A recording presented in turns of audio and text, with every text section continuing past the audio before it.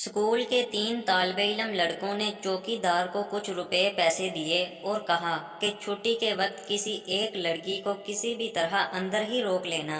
लालची चौकीदार ने पैसे लिए और यूं ही छुट्टी हुई तो उसने एक लड़की को गेट के पास ही बैठा दिया। बाहर जब उस लड़की का वालिद उसे लेने आया तो चौकीदार ने कह दिया कि आपकी बच्ची तो जा चुकी है। जब वालिद चला गया तो चौकीदार ने उसे कहा कि आपके अबू आ जाएंगे, तुम टेंशन न लो और अंदर क्लास में जाकर बैठ जाओ। जब कोई आएगा तो मैं तुम्हें इत्तला कर दूंगा।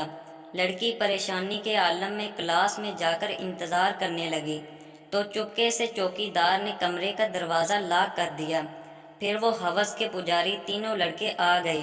पहले एक ने जाकर ज़बरदस्ती ज़्यादती की, फिर दूसरे ने भी, लेकिन जब तीसरा लड़का इस कमसन लड़की से अपनी प्यास बुझाने अंदर दाखिल हुआ तो आगे उस लड़की को देखकर उसकी सांसें रुक गईं और पत्थर की तरह साकित हो गया, क्योंकि वो लड़की उस लड़के की बहन थी।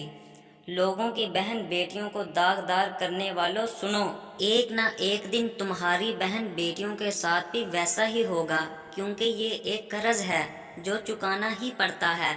बकौल इमाम शाफी रहमतुल्लाहि अलैह। दोस्तों, वीडियो पसंद आए तो इसे लाइक और शेयर करें और हमारे चैनल को ज़रूर सब्सक्राइब करें। अल्लाह हाफिज़।